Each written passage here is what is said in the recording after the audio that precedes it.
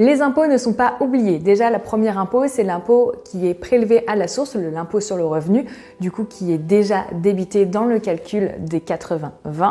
Et sinon, si tu as d'autres impôts, donc par exemple, je pense ici notamment à la taxe foncière, puisque j'imagine que tu es propriétaire et tu penses à cet impôt-là.